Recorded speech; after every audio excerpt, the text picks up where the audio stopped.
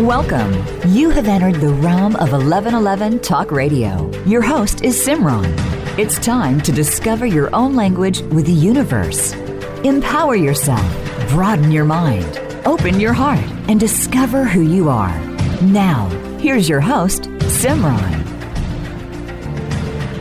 Welcome to another edition of 1111 Talk Radio. I hope you had a wonderful Thanksgiving and have gathered around with people and have had your bellies filled as well as your hearts. Today, I want to talk a little bit about movement and about the human journey and how we are all led exactly where we need to go. So often, we have no idea how many lives we touch and how intuitively we are guided to be exactly who we are. Some individuals are led to go into the healing arts, others are teachers, doctors, many take care of their families. There's all types of professions that we can encounter that allow us to serve in powerful ways. Today we are talking about Aikido, the art of transformation. And what you're going to learn is about a gentleman, Robert Nadeau, his life and teachings, part of which was very much that Aikido belongs in every type of career, that all of us, regardless of our occupations, we can use the processes and principles of Aikido to help us be better citizens, to help us serve in our communities in a greater way, and to help us understand how to manage our own energy and become more self-realized in the process. Aikido can be translated as the way of spiritual harmony.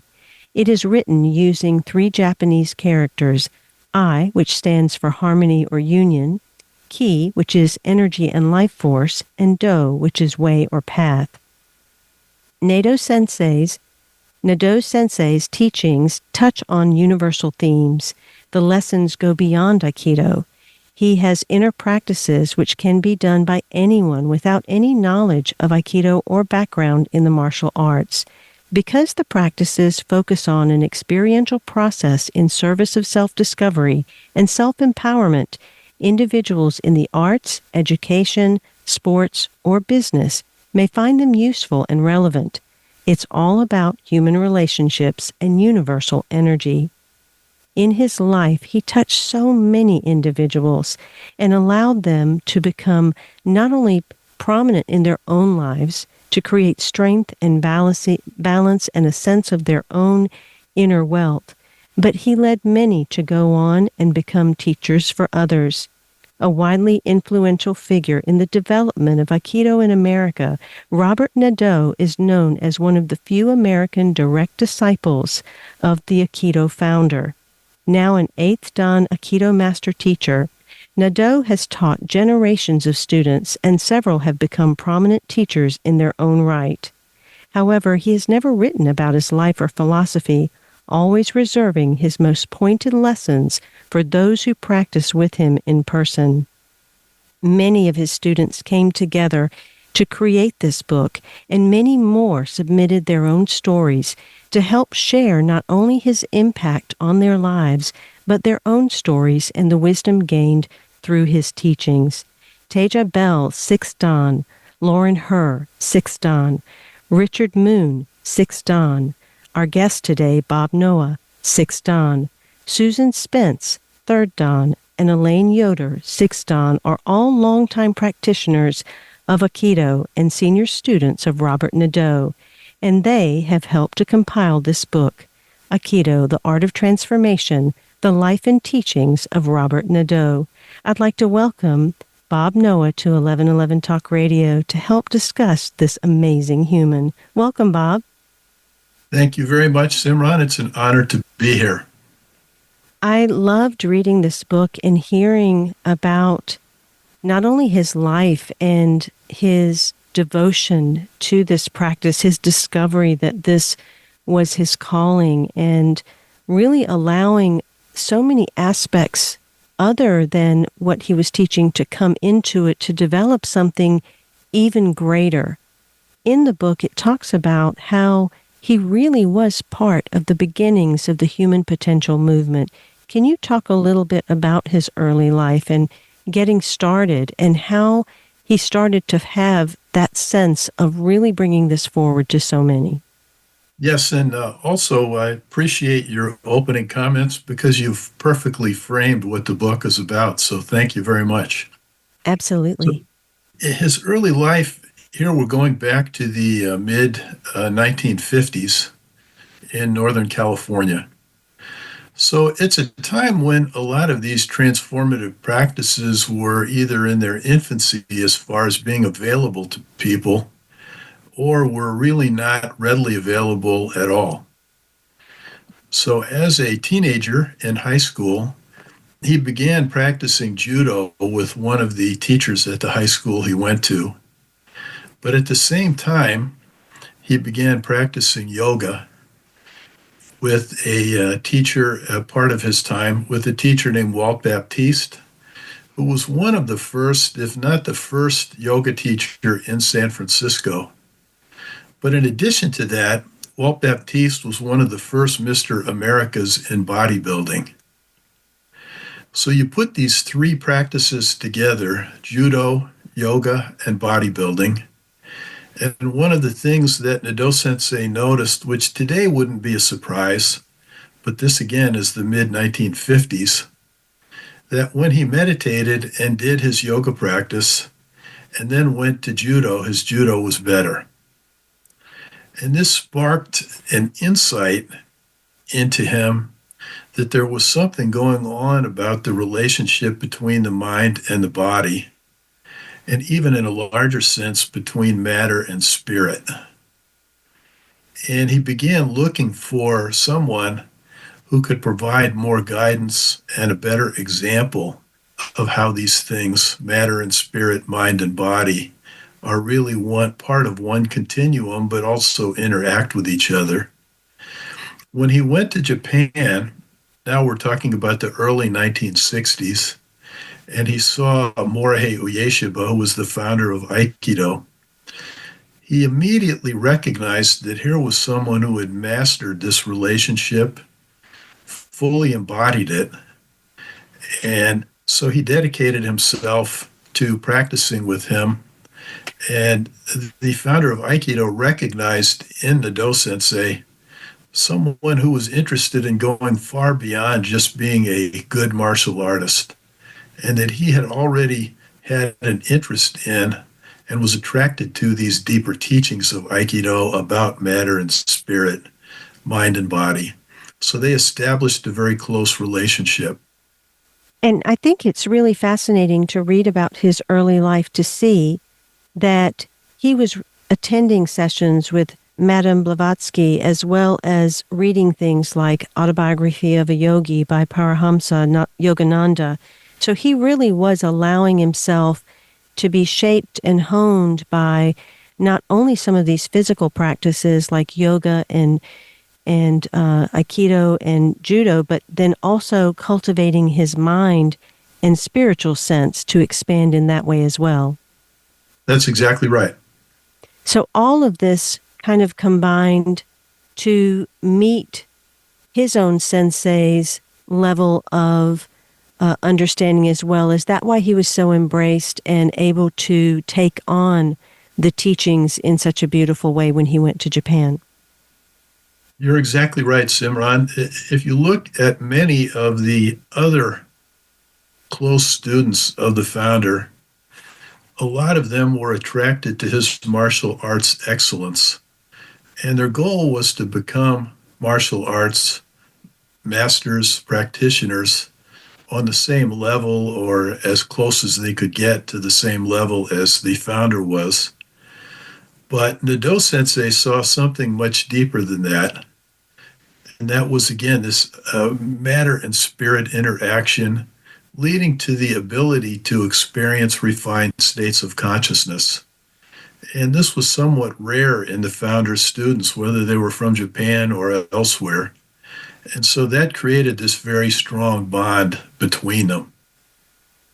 So much so that when he returned to the U.S., he decided to leave his career as a police officer and start his own Aikido teaching studio that he would draw people in. I would imagine at that time that all sounded pretty foreign. Was it difficult for him to attract people into this type of training? And was he surprised, do you think, at the response that he got? You're right, the beginning was difficult, where the practice of Aikido, the art of Aikido, was not even particularly well known in Japan, let alone in the United States. And so part of his time he spent working with one of his brothers who was an insulation contractor to kind of make ends meet. But he persevered, and his unique approach to the training began to attract more and more people. And as you mentioned in your opening comments, it eventually began to connect him with some of the early leaders in what came to be known as the Human Potential Movement. People like Michael Murphy, co-founder of Esalen Institute, George Leonard, who was a prominent journalist and writer in these areas. Yes, he began even going to Esalen, and I was surprised and delighted to see some of the names that he stood with alongside to teach. People like Alan Watts and Jack Cornfield and even Joseph Campbell. So this was really a burgeoning movement at that time, and it was about consciousness. So now we've incorporated body, we've incorporated mind, and we've incorporated energy, a greater consciousness that we are influencing as well. How did that then shift his life to start becoming a part of this greater movement of consciousness? Well, he saw both the opportunity and then the beginning of that opportunity being realized as he worked with some of the people you mentioned. One example is Michael Murphy, again, the co-founder of Esalen, and even today in his early 90s, a leader in the Human Potential Movement. Michael Murphy was a very avid golfer, and he wrote a very seminal book on golf, a golf novel called Golf in the Kingdom, which was recently experienced its 50th anniversary edition and was also made into a film. And much of what is embedded in the novelistic part of it, as well as other parts of it that are more narrative history work, Mr. Murphy got from his training with Nadeau Sensei. Even though Nadeau Sensei wasn't a golfer, he and Michael Murphy used to do golf seminars with golfers to try and give them an opportunity to turn golf into a similar kind of consciousness-raising practice as Aikido.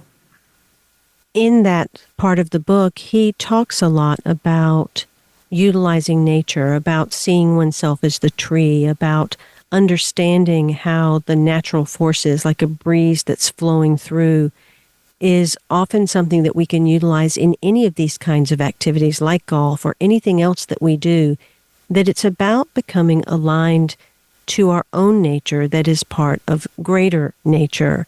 Could you define or explain some of the processes or concepts that are really attributed to the foundation of Aikido? One of the most basic ones that we utilize a lot in our practice is a simple one, but very profound one called circle and center.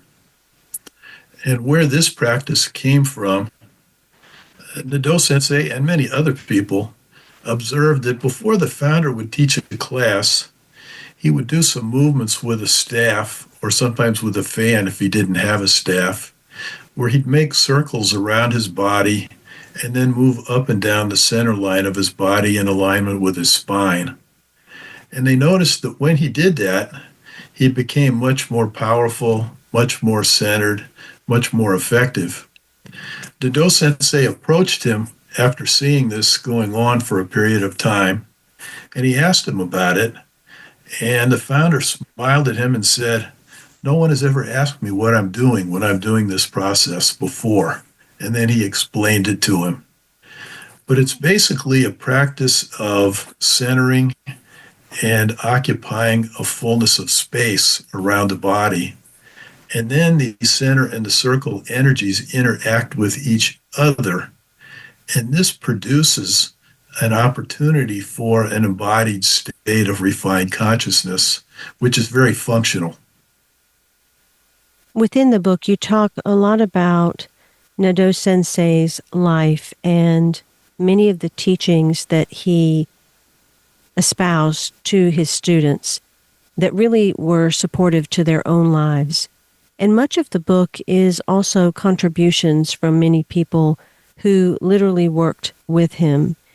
It's written that his capacity to see a person's patterns and character by observing their energy was one of the unique things that stood out about him, and that he was showing many people how to read energy practically and profoundly. Can you talk a little bit more about that capacity and how he taught it?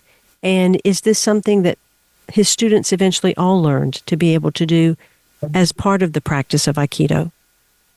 Well, you're absolutely right. He was very good at reading what people's kind of energetic and spiritual path was. So unlike some martial arts practices where the goal is to try to create essentially a copy of the instructor and a rigid conformity to the particular art that's being practiced, he was very strongly in a different direction, which is seeing what someone's interests are, what their natural inclinations are, whether it's toward music, business, some physical activity like golf or tennis or something like that, or any other areas you can think of where someone's path would naturally lead them. And he was very good at seeing what that was and encouraging them and helping them through some of the practices that are described in the book and that the contributors you talked about discuss, to realize their own life path more fully rather than trying to copy somebody else. Early on, it seems that he really was bringing a holistic approach to this type of training, a holism that even in medicine, it took a while longer for people to start to see all sides of a person, including their lives. So I would imagine that there was a lot of healing and transformation that took place with the individuals that he was training at the time, and that Aikido sets up a foundation for overall health and well-being. Yes? That is true. The healing part you were talking about, one of the things that he noticed with people and that he was able to help them with is the energies that make us up are potentially can be in an inner conflict with each other. And when that happens, your entire system gets entangled and it functions not as well, sometimes very poorly even, but also your level of personal satisfaction and growth are inhibited. So he was able to work with people to first experience these energies where they were, even if they were in an entangled state. And then through many of the practices, most of them dealing with relaxation and opening, to allow these energies first to have individual expressions and then to come together into a more coherent and harmonious whole. When I look at today's world and so much that we have experienced over the last few years, along with an election cycle that has been stress-inducing for many and chaotic, it makes me think that Aikido is a type of practice that probably helps in balancing and allowing individuals to ground more into their center and with flow. Talk a little bit about its practical uses for the everyday layperson and what that practice might look like in their lives. Well, first of all, if you think of it as a martial art in which you're dealing with a physical attack, you want to deal with that attack in a competent and harmonious manner.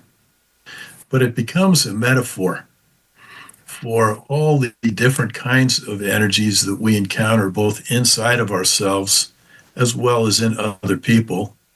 I can give you a specific example that I had.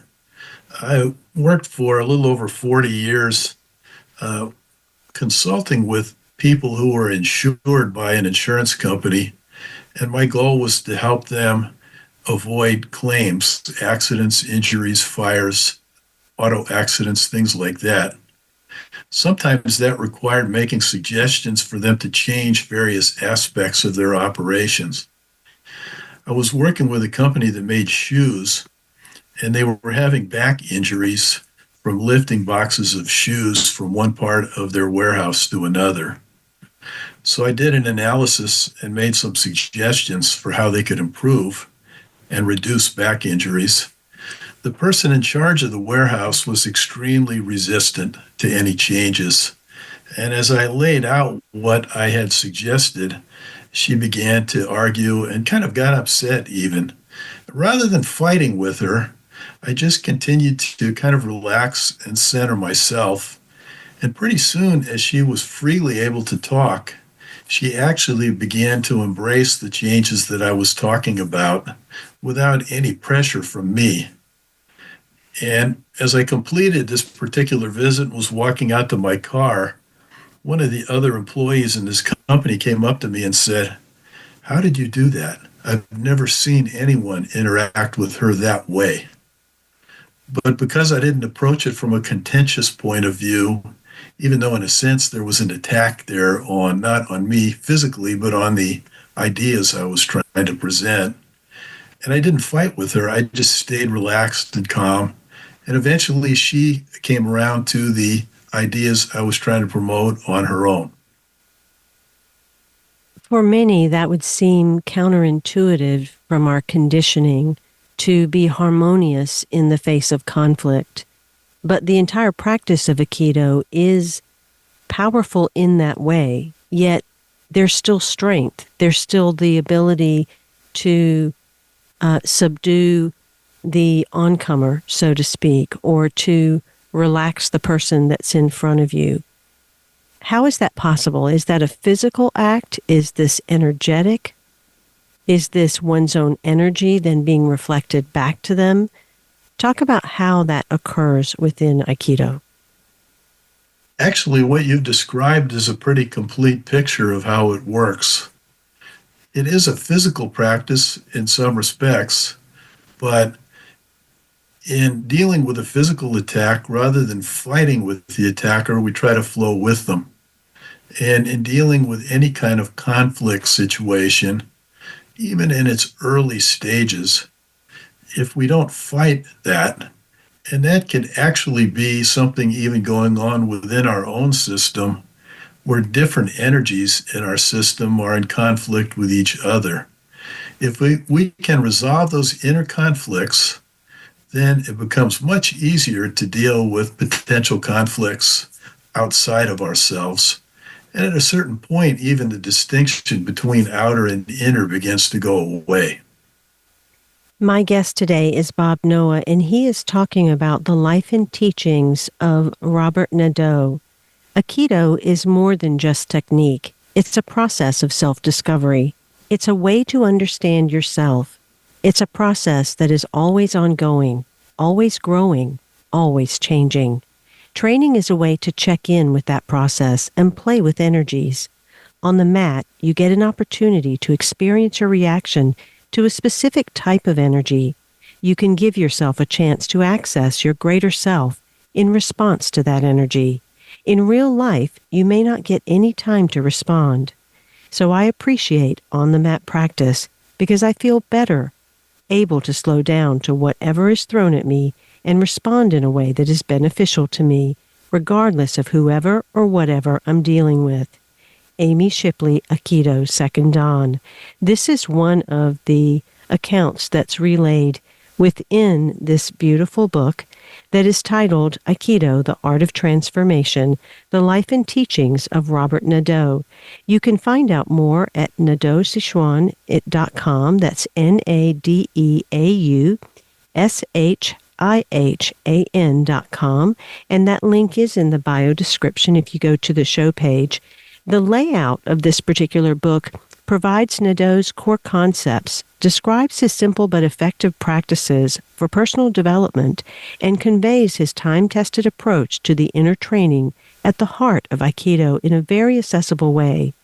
It also includes first-person accounts from Nadeau's students, including Dan Millman, Richard Strozzi Heckler, Peter Ralston, and Renee Gregorio, who recalled their personal experiences of training with him, retell conversations with him, and describe insights and lessons learned, sharing how he affected their lives, sometimes quite profoundly. Bringing the story of Robert Nadeau's life into focus, this book presents, for the first time, the profound lessons and deep impact of a pioneering teacher who's been central to the spread of Aikido in the West. Again, find out more and get your copy of Aikido, The Art of Transformation, The Life and Teachings of Robert Nadeau. We'll be right back with more of this conversation after these messages.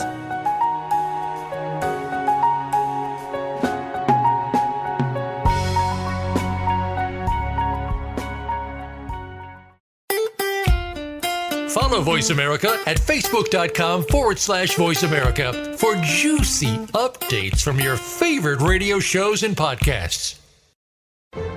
Have you seen 1111? Do you wonder why certain numbers keep showing up in your life? 11, 111, 22, 33, 444. People all over the world are seeing 1111 and learning the language of universal communication. Subscribe to 1111 Magazine today. www.1111mag.com. 1111 Magazine is a bi-monthly print publication that offers a rich, multi-sensory experience. As you engage with experts and topics of consciousness, become enlightened, empowered, and energized, so you live a passionate and authentic life of conscious choices. 1111 Magazine, a daily staple for lifting the mindset, discovering the heart, and stepping into conscious living. 1111 Magazine. Order now at www.1111mag.com. 1111mag.com. Do you want more? More joy, more abundance, more power and presence? How would it feel to have more loving relationships? More empowered community, greater fulfillment, and life purpose? The 1111 Mastermind community inspires, empowers, guides, and supports transformation. Shift your mind, expand your heart, deepen insights, let go and chart a new course, dream a new dream. The 1111 Mastermind community is an online portal for personal transformation and soulful expansion.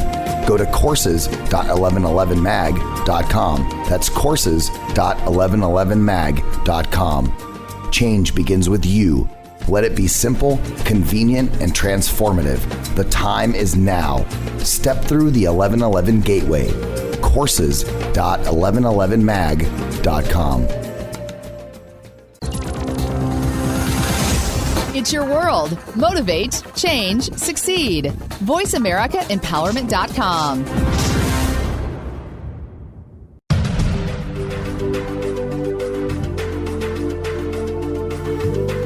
You are listening to 1111 Talk Radio.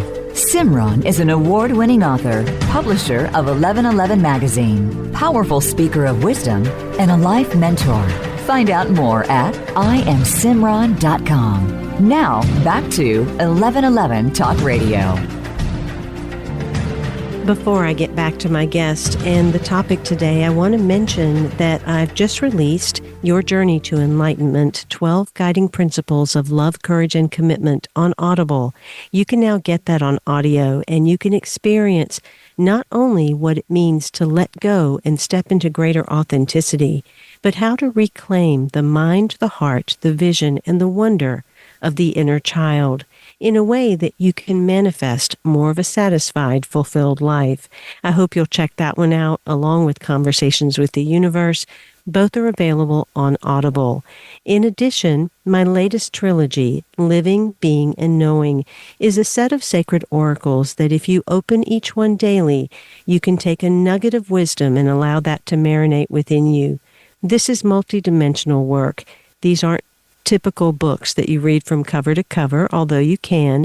They are made more for being a guide for you on every single day so that you can get to know the journey of your soul and have a deeper connection with your soul compass. I hope you'll get your copies of my latest trilogy. Again, that's Living the 7 Blessings of Human Experience, Being the 7 Illusions that Derail Personal Power, Purpose, and Peace, and Knowing the 7 Human Expressions of Grace. My guest today is Bob Noha, and he is one of the facilitators for a book on Aikido. It's called Aikido, The Art of Transformation, and it is centered around the life and teachings of Robert Nadeau. You can find out more at this website, NadeauShihan.com. The other contributors and facilitators were Teja Bell, Lauren Herr, Richard Moon, Bob Noha, Susan Spence, and Elaine Yoder, and these were all longtime practitioners of Aikido and senior students of Robert Nadeau. Sensei often ends his lessons by encouraging students to be open to new experiences, and if new experience presents itself, to be courageous enough to climb into their metaphorical ofuro, at least to check it out. He further encourages them, once immersed in their new situation, to allow whatever energies arise to play themselves out thoroughly and to take the time to soak in the experience of those energies. This is from the book. And practicing Aikido and transformational work with Nadeau Sensei helps us become more present, whole, and balanced. We learn to trust our system's innate wisdom and naturally become more centered and grounded. We begin to experience previously unfamiliar forces. We are introduced to the multiple levels of consciousness and energy in the universe, and therefore within each of us. This is what he calls dimensionality. Again, more from this beautiful book. Bob, there are many points within here that really go into universal consciousness, that speak to things beyond the physical martial art aspect of this, things like opening to energy or being able to open to portals and dimensionality, and really starting to understand the multidimensional self through these very gentle movements. Several videos on YouTube that Robert Nadeau guided, particularly during COVID-19 time, were centered around being present, which he says is the first step, the initial place that we must all go. Can you talk a little bit more about the importance of this presence and really why this, at this time in our history, is a critical step that we must all make and a foundational piece that we must start to bring into our lives? Yes, the importance of presence is, without that, we can't really start the spiritual journey you were just describing in a balanced and integrated manner. So if we try to move to more refined states of consciousness when our system has fundamental imbalances in it, we may arrive at some of those refined states of consciousness, but we will carry those fundamental imbalances along with us. So being present right at the beginning allows you to work with the energies that are there. One example Nadeau Sensei has used in some of the classes you were talking about on Zoom, on the internet, is he said very early in his practice, and this is going back again to when he was a very young man, he was sitting in meditation and he had this image of snakes in a pit that were trying to bite him. He doesn't particularly like snakes, and so it wasn't a very pleasant image. And while he knew at some level it wasn't real, it felt real. Rather than recoiling from it, he stayed with it. And then the dimensionality you were talking about began to occur. And instead of biting, the snakes began to smile. And he stayed with it further and further until really the energies that are now kind of familiar to people as Kundalini, the serpent power, as it's called sometimes in India, began to surface. And that's what this really was an experience of these vital energies. But if he had failed to stay present when the start wasn't so good, he would not have been able to make the kind of shift in consciousness that occurred. There were several individuals that relayed their experience that discussed one of his ongoing teachings, easy the eye, open and allow. Can you share a little more about those? Yes. Easy with the eye is one of his very significant practices, because if the eye is tight, if the eye is conflicted, and by eye here we're talking about at the early stages, just a sense of personal identity. If that is conflicted, then rather than trying to allow these wonderful energies to express themselves, to blossom in our system, and move us toward dimensionally finer states of consciousness, the eye tries to take over and begins to grab and control and conflict. And at that point, it really begins to shut the process down or distort it in ways that we don't want to happen. But if you can relax and be easy with the eye, and here being easy means being present but not controlling, not trying to predetermine outcomes, then the system begins to relax and open. And just like the example I mentioned with the snakes in early days of Nadeau Sensei's practice, these energies begin to show themselves as the transformative and supportive and loving things that they are.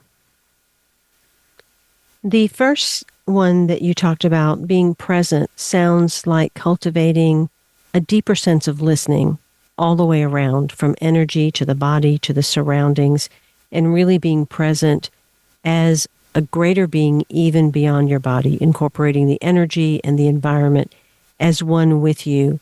When you're talking about easy the eye, open and allow, did Nadeau Sensei utilize this one more as a letting go of the identity or as a witnessing of the identity, but letting the identity kind of take a back seat as you're moving into the next step?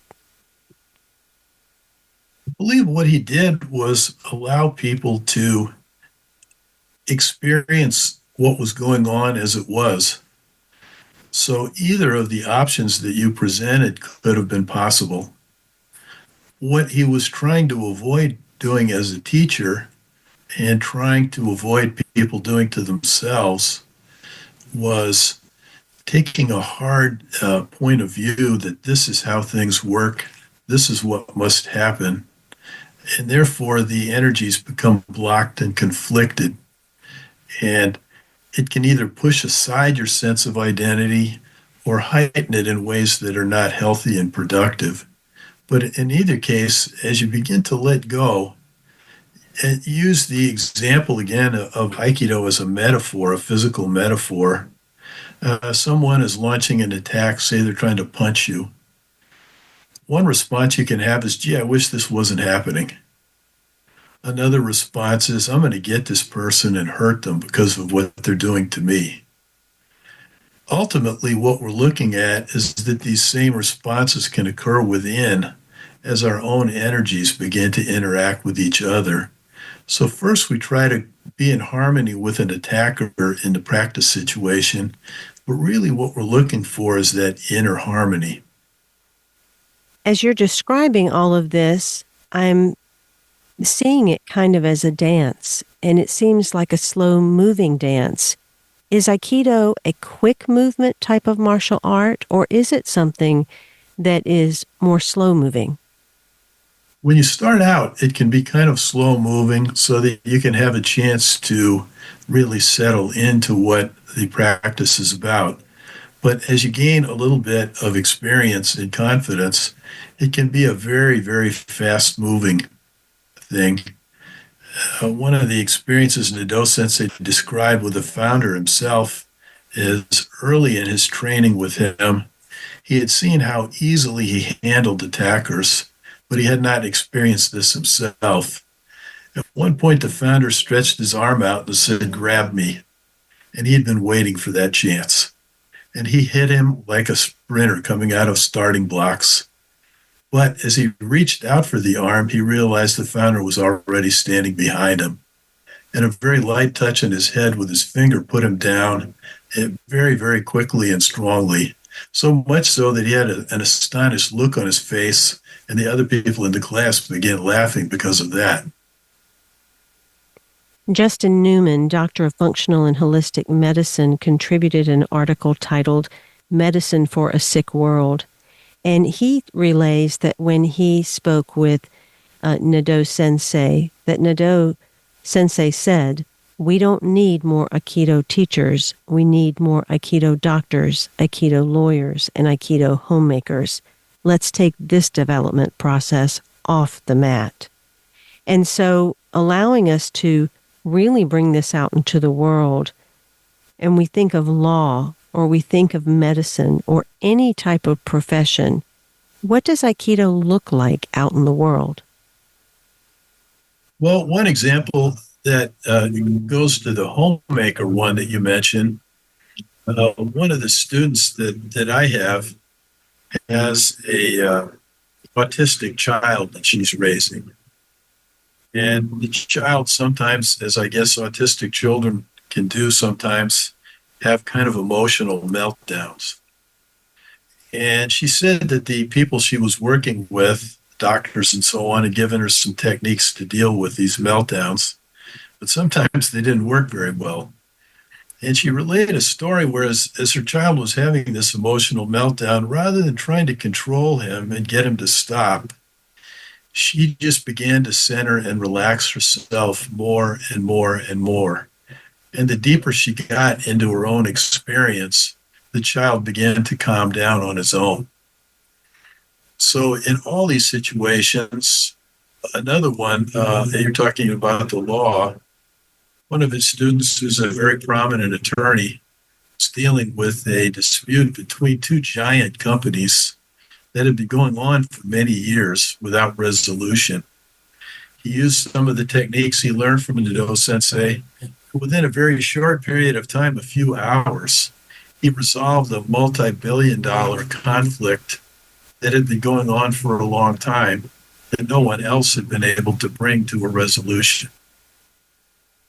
That's really powerful that this has such practical application in the real world, and in ways that I would imagine a lot of individuals can't even imagine until they start the practice and start to learn some of the process and principles. You began studying at the age of 16. Can you talk about how this has impacted your life and what shift or pathway it has really allowed you to move forward that has supported your own personal growth and development? Well, there's a lot of things I could say, but let me give you one example, which also relates to one of Nadeau Sensei's teachings. I got out of the Air Force at age 25 and moved to the Buffalo, New York area because my wife's family lived there and she wanted to be near her family. The unemployment rate at the time there, this is in 1975, was about 18%. And I had no real job skills other than what I had learned in the Air Force. I had one child and another one on the way. And one of the things I learned from Nadeau Sensei was that you have to adapt what he called the character to meet the situation. So I had no business experience, but began to work on myself and utilize energies that at the time were kind of unfamiliar to me to try to build that sort of business-friendly character. And so when I had an opportunity to interview with a large insurance company in the area, even though I had no experience, my education was not in any way related to this, I was able to get this job, and it led to a very satisfying and productive 42-year business career.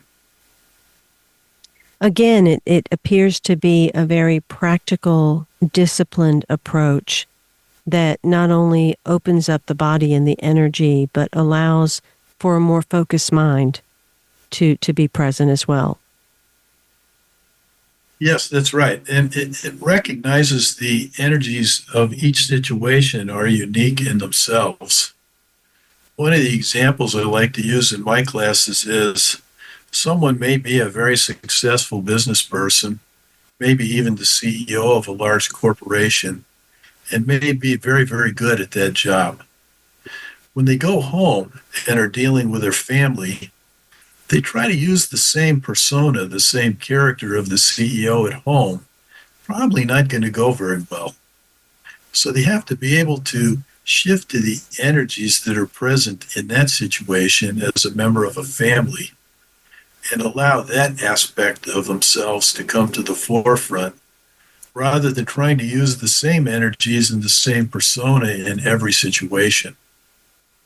And when he would talk about energy, he also seemed to be wise enough to understand that in American society, to change some of the languaging so that it could be more easily embraced. He would describe energy as vitality or juice or aliveness, as opposed to using the Japanese words or the Sanskrit words that were used for that type of energy in yoga. How did this allow people to grasp it more? Was it a time when individuals were embracing some of the foreign types of modalities and open to this, or did it require some of this alteration in order for the embrace to happen? Well, the people who were practicing Aikido were somewhat familiar or became familiar with some of the Japanese terms. But when you get to the deeper levels of it, the founder of Aikido expressed a lot of his spiritual teachings in the mythological terms of ancient Japan. And even the modern Japanese in the era when the founder was alive, he died in 1969, had no real knowledge or background in these ancient Japanese mythologies. So they had a very difficult time understanding what he was trying to get across. Nadeau Sensei's genius was that he was able to, even though he didn't have a background in these mythologies either, was able to penetrate to the actual core of what these teachings are. And then, as you just said, finding ways to express it in ways that would be more familiar and more easily acceptable to people in the Western world. One example, a very powerful example, first time I went to Japan with him was in 1998 to visit the founder's son, who had taken over as the head of the art after his father died. As it turned out, he himself was ill and died a couple of months after this visit. But he invited us over to his home, which was right next to the school. And they were talking about kind of reminiscing the way people do. But then he got a very serious look on his face, the founder's son did, and he said, "I want to thank you," meaning Nadeau Sensei, "for keeping the spiritual aspects of Aikido alive," which to me was a stunning thing for the founder of the art, the son of the founder of the art, to say to an American. That's very powerful. I know that in my 20 years of being on the radio and interviewing different individuals and watching so many modalities and protocols come through, oftentimes they can expand to such a degree and have so many teachers that then the teachers start to alter the basic foundation of it or start to dilute some of what was present. But Nadeau Sensei didn't do that. He somehow remained really loyal to the core of what Aikido was from the time he was taught. Yes? That's correct. One of the problems that occurs in the training sometimes is if people don't really have a sense of these deeper teachings, they focus just on a proficiency with the physical techniques of the art, and there's certainly some value to that, but it doesn't touch on these deeper teachings that lead to these highly refined states of consciousness. In the book, he has a lexicon where he focuses on character and talks a lot about how that is forged in our individual experience. And then he also would discuss a lot about the situations that we encounter. Can you talk a little bit about how he would present the creative energies to bring character and situation into more of a harmonious balance. Very important part of his teaching, as you just described it. One of the things that the founder of Aikido said is, in any situation in which you find yourself, there's a natural law that the energies to work effectively with that situation are present. You don't have to create them. All you have to do is experience them fully and absorb them into your system. And at that point, the character most suited for dealing with that particular situation is born from the interaction of those energies. If we fight those energies instead, then not only are we less effective in dealing with the situation, but we also create a lot of stress on ourselves that is really unnecessary. I'd love for you, Bob, to explain how this book is set up and how it came to be so that we have an understanding of why and how you all are honoring the life of Robert Nadeau. The book was originally going to be just the 82 contributions or stories that you've described some of. And once we began to work with those stories, the thought came, well, gee, maybe people would like to know something about the person that all these people are writing about. So that led to the biographical part of the book, which actually goes back to his early days as a youngster in a Catholic family in New York and then California, and his time in the Marines and the police department and all the things you talked about. Once we had the biography and we were working on that, then it was like, well, gee, maybe people would like to know something about the teachings that a lot of these contributors are referring to. So that's really the third part of the book. There are roughly 20 of his teachings in the book, some of which are laid out on their own, and sometimes we put them next to one of the contributor stories that relates specifically to one of the teachings.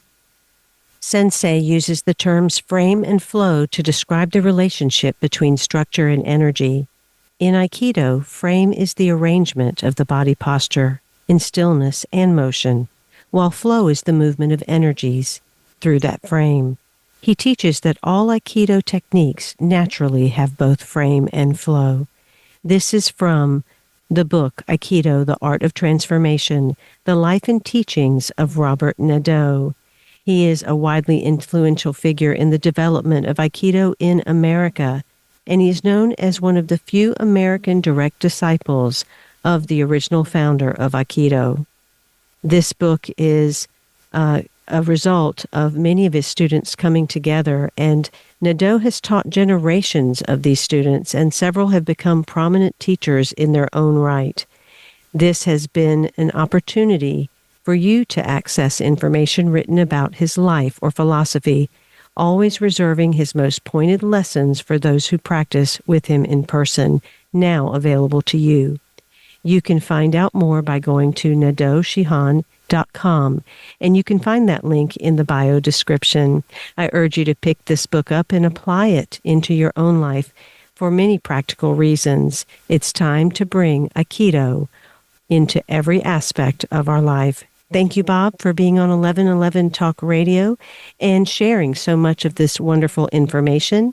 Thank you to Teja Bell, Lauren Herr, Richard Moon, Bob Noah, Susan Spence, and Elaine Yoder as facilitating this book into coming into our hands so that we can learn more about the life and teachings of Robert Nadeau. Until next week, I am Simran, in love, of love, with love, and as love. Be well.